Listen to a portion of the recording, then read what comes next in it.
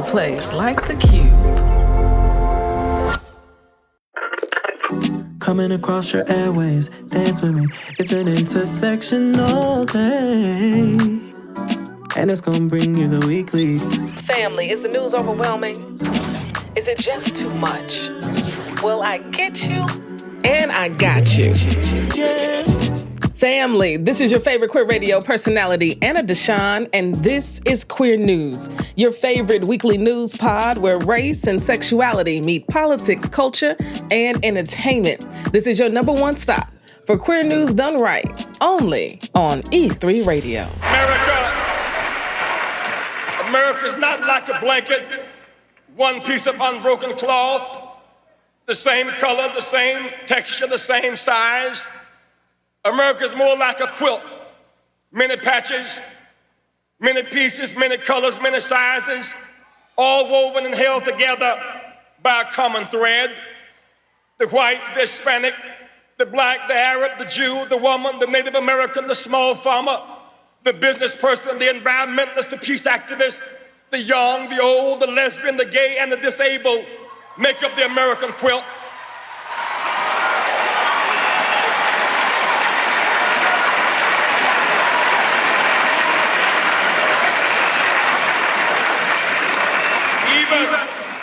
In our fractured state, all of us count and fit somewhere. We have proven that we can survive without each other, but we have not proven that we can win and make progress without each other. We must come together. That was the voice of the Reverend Jesse Jackson at the 1984 Democratic National Convention. He was giving his speech. He was inspiring the people like he always did. He passed away on Tuesday at the age of 84. He was a civil rights activist, politician, hostage negotiator, and an advocate for the LGBTQ+ community, something a lot of folks don't know.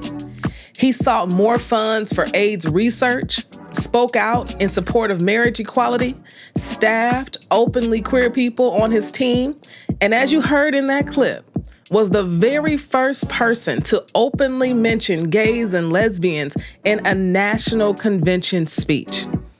The very first. Yes, Reverend Jesse Jackson. His legacy was cemented long ago, and it hasn't always been a smooth journey for him and his family, but no one can deny the impact he made. He is survived by his wife, his children, his huge family, and he will be missed by many. Rest well, Rev. Rest well.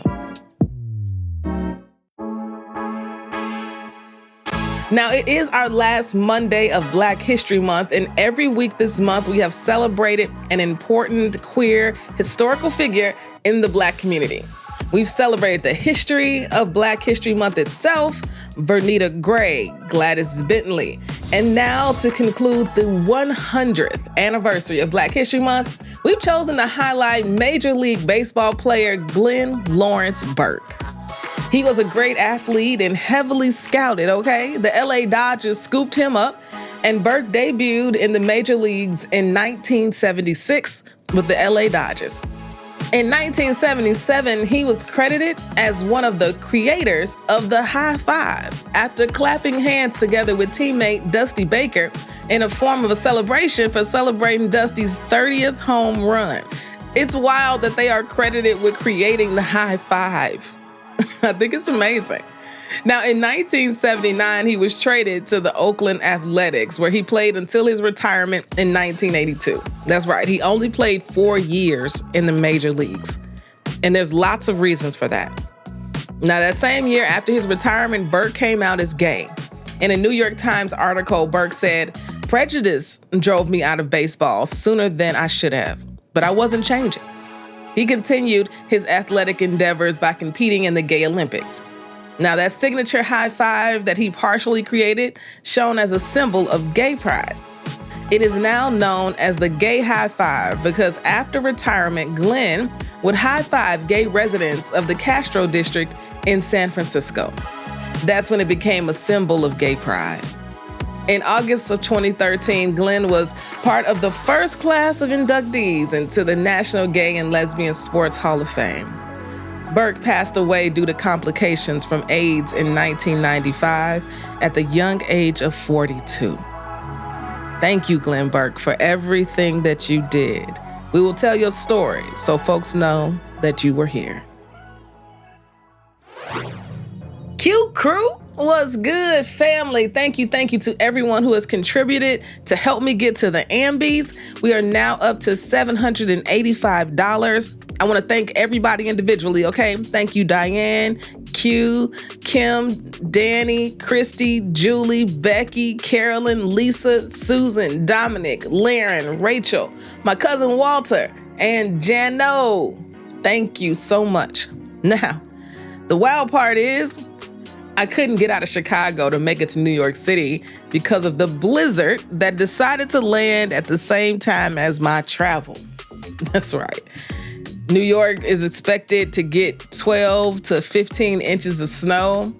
It has been an absolute mess, and it's made for truly a long weekend of deep disappointment. I was looking forward to being with my people, to celebrating their nominations. There's so many friends who are nominated this year and who deserve to win.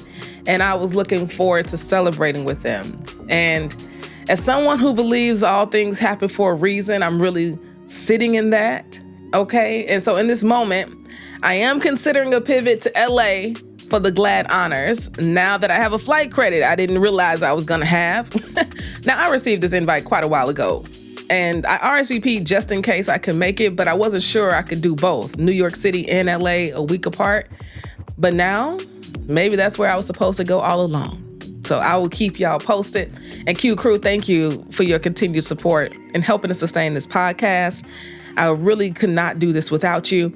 And family, don't forget, we have our Queer News tip line. It's always open. Send me a voicemail about that thing so we can play it and share it. That's what this is all about. Now, for the news. In top news, Kansas anti-trans bathroom bill we talked about a couple weeks ago was vetoed. And we will celebrate that today, okay? More in politics, Virginia makes strides to protect marriage equality in their constitution. And Senator Shevrin Jones is Florida Democrats' new leader-elect. In culture and entertainment, we kick off culture and entertainment with a special report from our Queer News contributor, Corey Antonio Rose, on musician B. Deveaux. We also report on ESPN announcing Women's Sports Sundays. And there is a Black Trans Film Festival that you should know about because registrations are open right now. Let's get into it. Family, for our top story this week, in episode 323, a couple weeks ago, we did a roundup of the anti-trans laws 4 states were attempting to pass this year. Well, we've got good news regarding the bill that was coming out of Kansas, SB 244 and HB 2426.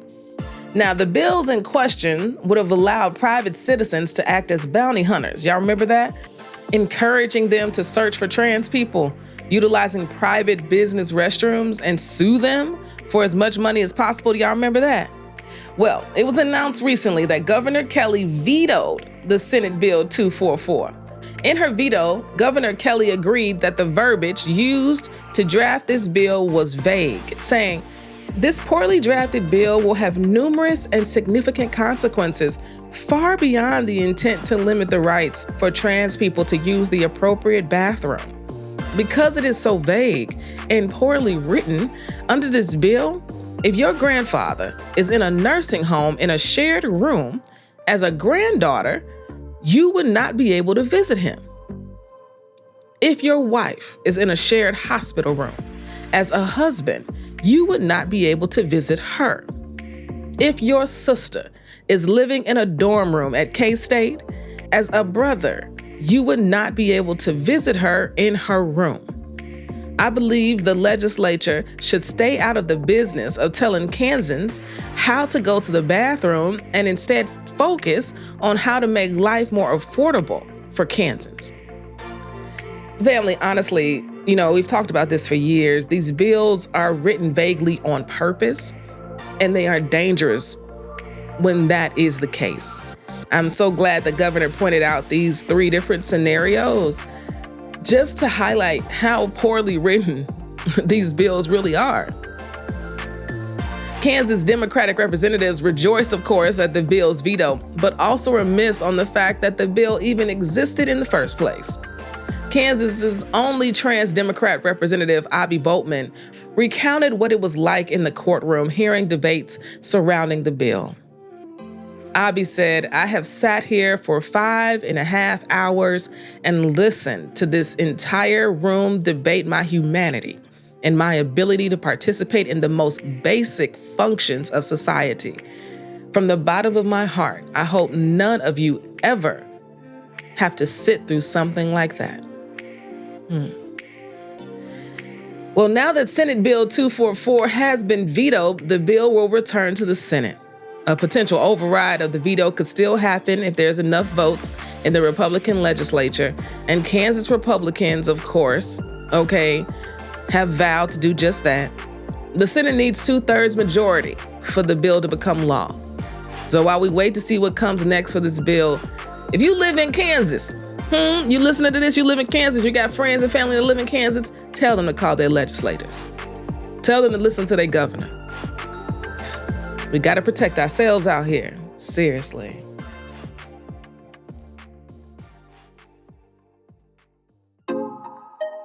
Now, family, if you can believe it, we've got more good political news to share. Let's move over to Virginia, where Representative Abigail Spanberger asked the local government and the people of Virginia to take a stand. Earlier this month, she had a celebratory signing ceremony where she made positive constitutional amendments for marriage equality. As she signed the amendment, she spoke about her motivations for doing so. She said, and I quote, "We want to make sure that Virginia families know that here in Virginia, it is not just a Supreme Court decision that protects them, but it is also our state constitution. It'll be a big step for Virginia to ensure that every family knows that Virginia is a place that welcomes them, appreciates them, and sees them for the wonderful family and Virginians that they are." Y'all, I love this for us, okay? Now, this amendment is to the 2006 Marshall-Newman Amendment, which defined marriage as between one man and one woman and barred recognition of any legal status approximating marriage. The Marshall-Newman Amendment was ruled unenforceable back in 2014, but Representative Spanberger aims to eradicate it from the Virginia Constitution entirely. Representative Spanberger's constitutional amendment will go on the November 3rd ballot. The ballot question itself will ask voters whether Virginia should amend its constitution to remove the ban on same-sex marriage, affirm that 2 adults may marry regardless of sex, gender, or race, and require all legally valid marriages to be treated equally under the law. Revising the state constitution will also protect marriage equality in the state of Virginia, should the Supreme Court ever revert that decision to the states. I love this. I love this so much because we can't depend on precedent anymore. The Supreme Court has showed us that. Our states must protect us too. Come on, Virginia.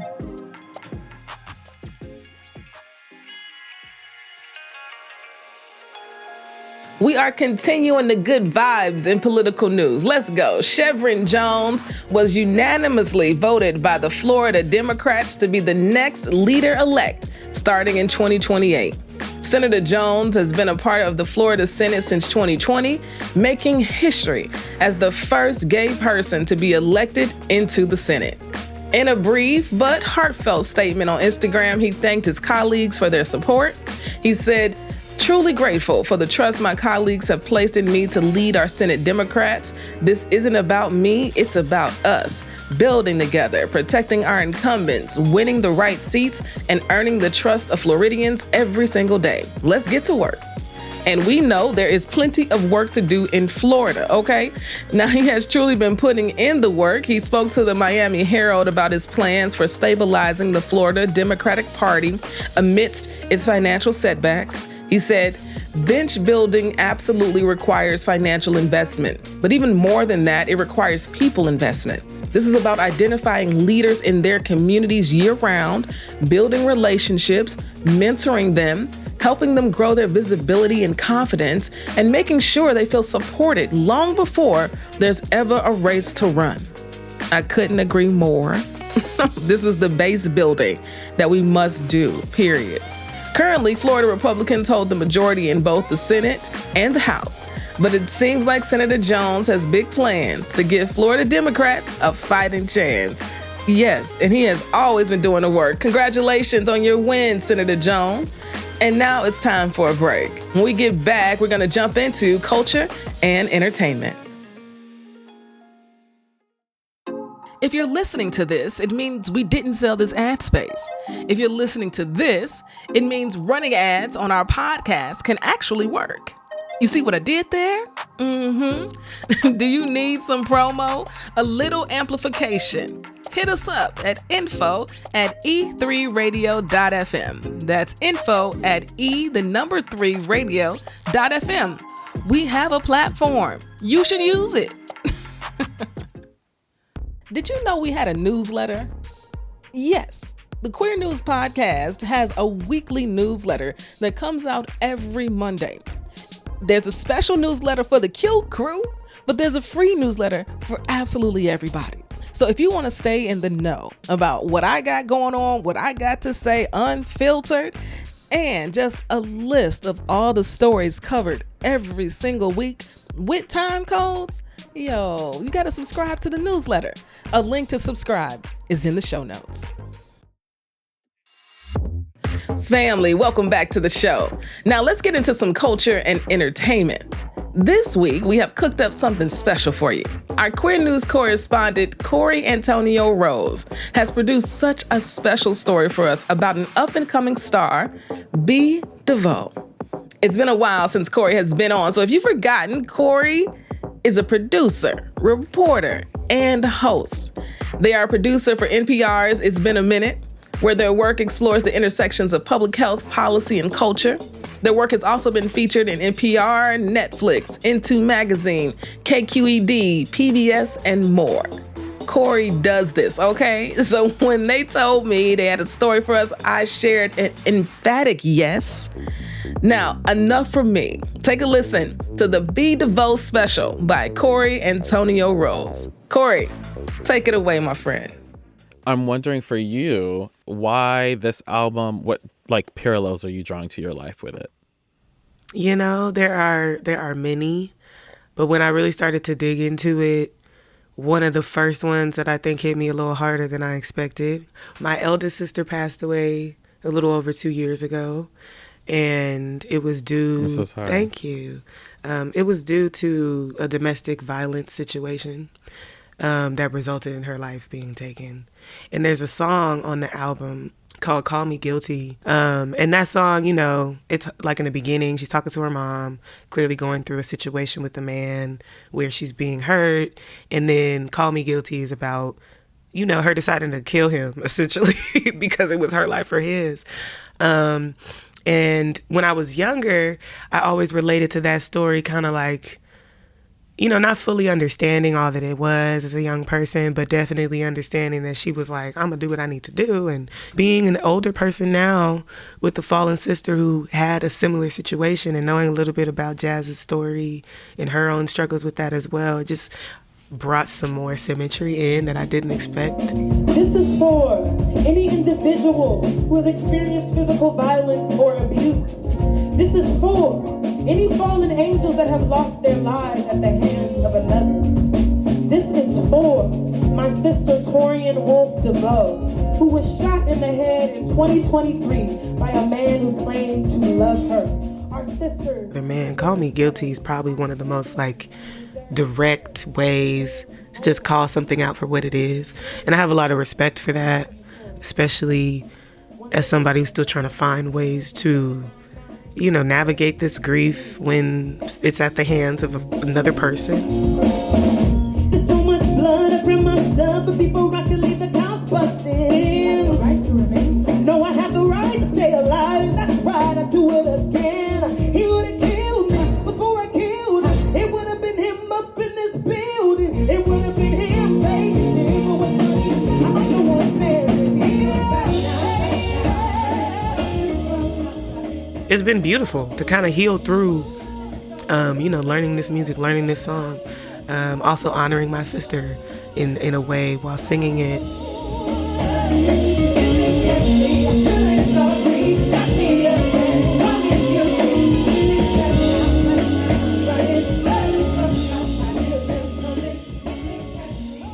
Talk to me about the SF Jazz of it all.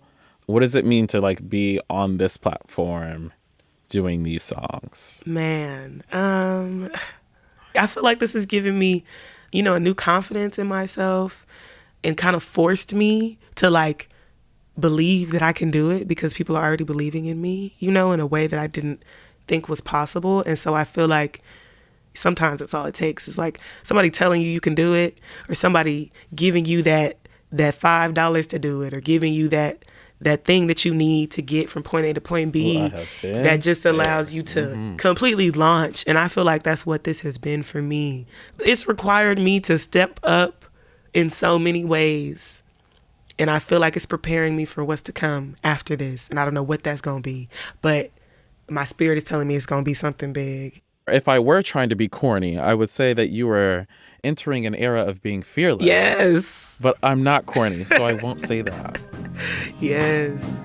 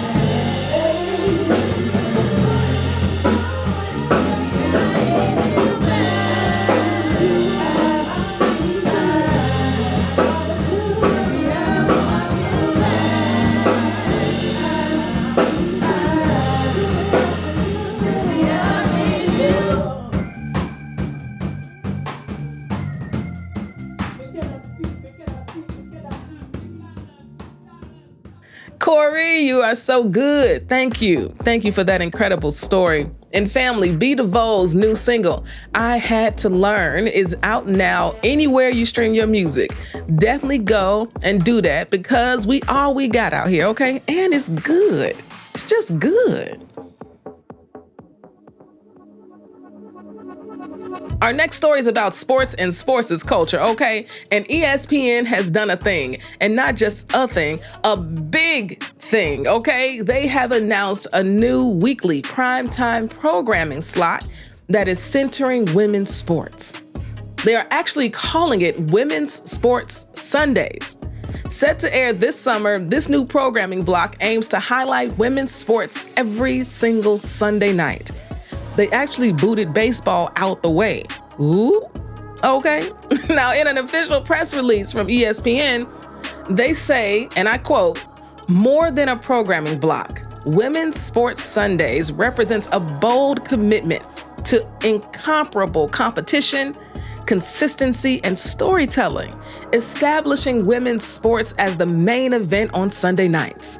Across 9 consecutive weeks and 12 games, ESPN will deliver a premium viewing experience that invites longtime fans and newcomers alike into a reimagined summer primetime tradition. Women's sports are for everyone and more accessible than ever."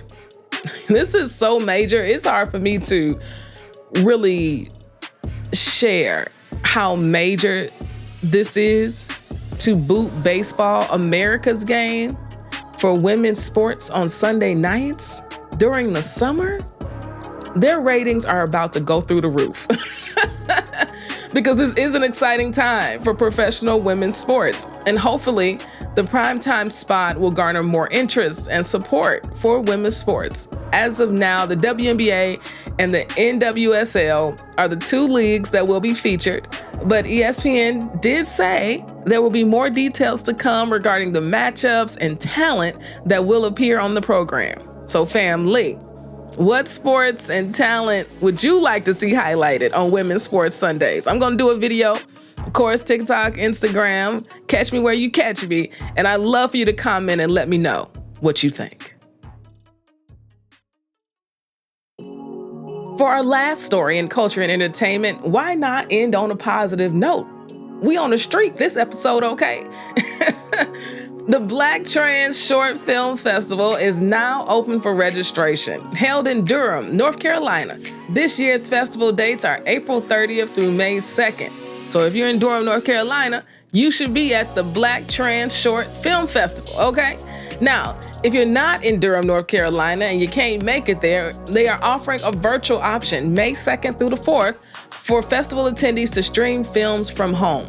How dope is that? Now, this festival is in its second year and was founded by QCrew Films, an organization created to train the next generation of Black trans filmmakers and storytellers.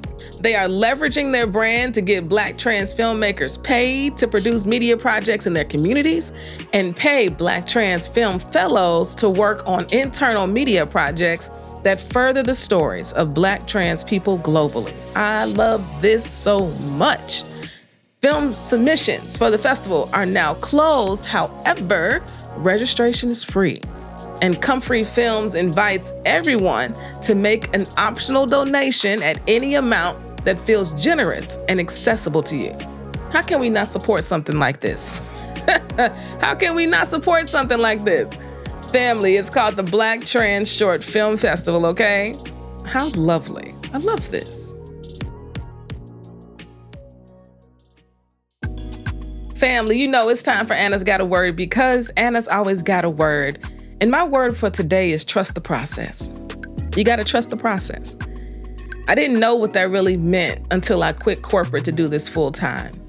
I had no idea what trust the process really felt like. I understood the concept, but what it feels like when you're going through it. Not being able to make it to New York for the Ambies, it's so incredibly disappointing. The Ambies are the Academy Awards of our industry. It is where the best of the best gather. And the best of the best don't just gather because everybody is so busy. And so when we are able to get together, it's a moment, it's a time. And I am going to miss that this year. And I know we're all feeling it. We're all so disappointed that we couldn't make it. But this is a moment where you literally couldn't do anything about it. The weather said, I'm gonna snow. And I'm not just gonna snow a little bit, I'm gonna snow a lot. And you can't do anything about that. And it is so in those moments that you really do have to trust the process. Trust that this is happening for some reason that you probably don't know at the time. I don't know why in this moment. But what I do know is that they are going to stream it. When I get a link, I'll share it. And I'll be able to celebrate from home all of my homies who I just know are going to win. And if they don't win, I'm still going to celebrate them because they deserve it. And who knows, maybe I'm meant to go to LA for the GLAAD honors. Maybe that's where I'm supposed to spend my time and my money because now I got a flight credit. So I'm just over here trusting the process and trusting this flight credit to get me to LA. But I'll keep y'all posted, okay? And just trust the process. Hold on, okay? As my Aunt Effie would say, just a mustard seed of faith. That's all you need. Till next week. Peace.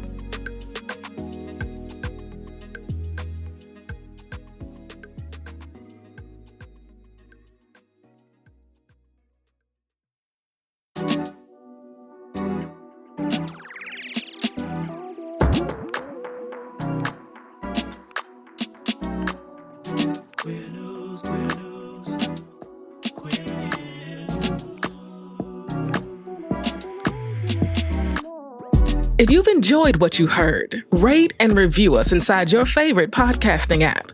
This podcast is written and produced by me, Anna Deshawn. Podcast editing by Ryan Woodhall, and brought to you by E3 Radio and distributed on The Cube. We are Queer News Done Right.